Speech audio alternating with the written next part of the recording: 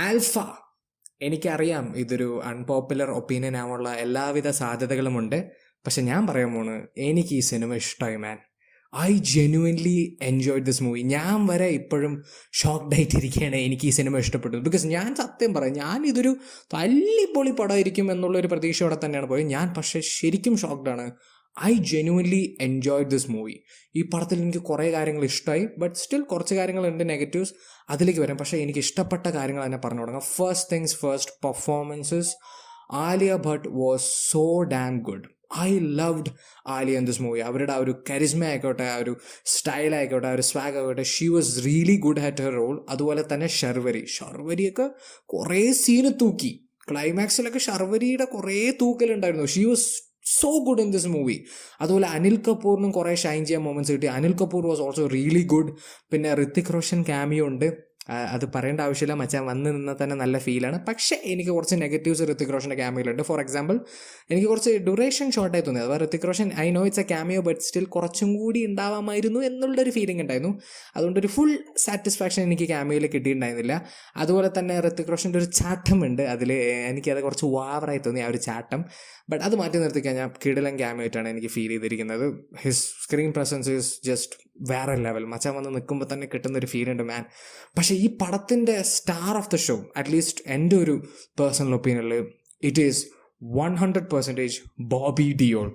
Dude, ഒരു psychotic level of obsession ഉള്ള ഒരു വില്ലൻ. അഥവാ ഒരു ഗോളുണ്ട്, ആ ഗോൾ നടത്താൻ വേണ്ടി ഏത് ലെവൽ വരെയും പോകുന്ന ഒരു സൈക്കോട്ടിക് ലെവൽ വില്ലനാണ് ബോബി ഡിയോൾ ഈ സിനിമയിൽ. And he was too good man. He was too good. ഈ സിനിമയുടെ തുടക്കത്തിലൊക്കെ ഒരു ക്ലോസപ്പ് ഷോട്ട് ഉണ്ട്, ഇങ്ങനെ ഇങ്ങനെ കണ്ണുനീര് വരുന്നത്. എൻ്റെ മോനെ, വേറെ ലെവല് പെർഫോമൻസ് തന്നെ പറയേണ്ട ഒരു പെർഫോമൻസസ് എല്ലാവരും നന്നായിരുന്നു. ടെക്നിക്കലി ഞാൻ പറയണമെങ്കിൽ probably YRF Spino's the best ഇതാവാനാണ് ചാൻസ്.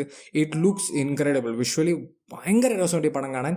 ഗ്രീൻ സ്ക്രീൻ എഫക്ട്സ് അവിടെ ഇവിടേക്കായിട്ടൊക്കെ ചെറിയ തകരാറുകൾ ഉണ്ടെങ്കിൽ പോലും technically it's a very strong movie. Action choreography was awesome. Especially hand to hand combat പരിപാടി ഈ സിനിമയിൽ കുറേ ഉണ്ട്. അതൊക്കെ കിടിലനായിരുന്നു ഈ പടത്തിൽ. എല്ലാ ഫൈറ്റ് സീൻസും എനിക്ക് ആക്ച്വലി ഭയങ്കര ഇഷ്ടപ്പെട്ടു. They were all really good in this movie. അതുപോലെ തന്നെ ഈ പടത്തിൻ്റെ മ്യൂസിക് വാസ് സോ ഗുഡ്. അഥവാ എപ്പിക് ലെവൽ സാധനം എന്നൊക്കെ പറയില്ലേ, it was so damn good. നമ്മുടെ റോഹാൻഷ് ആൻഡ് അബീർ പണ്ഡിറ്റ് എന്ന് പറയുന്ന ആൾക്കാരാണ് ഈ പടത്തിൻ്റെ music directors. You guys did a really good job. And ഈ പടത്തിൻ്റെ കുറേ action scenes, again the action scenes are easily the best part of this movie. അതിപ്പോൾ ആലിയ ഭട്ടിൻ്റെ ഇൻട്രോ സീൻ, എൻ്റെ മോനെ ആലിയ ഭട്ടിൻ്റെ ഇൻട്രോ സീൻ കിടിലൻ സാധനം. ഞാൻ ശരിക്കും ഞെട്ടിപ്പോയി ഇൻട്രോ സീൻ കണ്ടപ്പോൾ, എനിക്ക് ഭയങ്കര ഇഷ്ടമായി.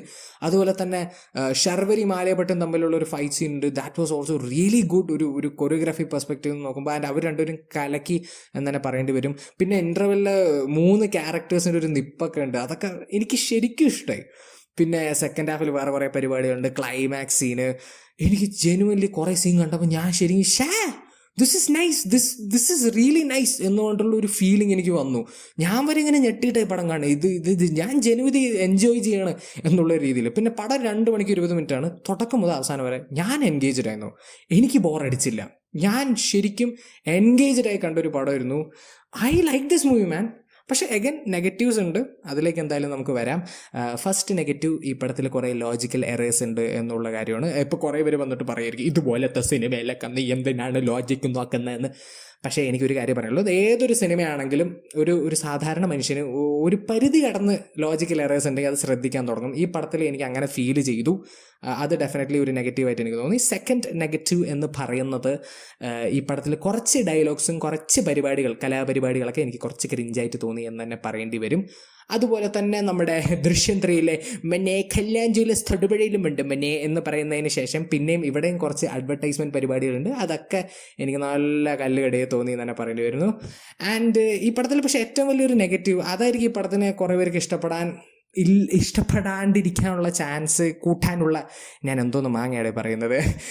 ഈ പടത്തിലെ ഏറ്റവും വലിയ നെഗറ്റീവ് എന്ന് പറയുന്നത് ഈ പടത്തിൻ്റെ ക്ലീഷ ജിനാറിക്, ഇതുവരയ്ക്കും നമ്മളൊരു 1000 വട്ടം കണ്ട അതേ കഥ, അതേ സാധനം തന്നെയാണ്. കുറച്ച് മാറ്റങ്ങൾ അവിടെ ഇവിടേക്കായിട്ടൊക്കെ മാറ്റിയിട്ട് അതേ സാധനം പിന്നെ അവർ പടച്ചു വിട്ടിരിക്കുകയാണ് ചെയ്തിരിക്കുന്നത്.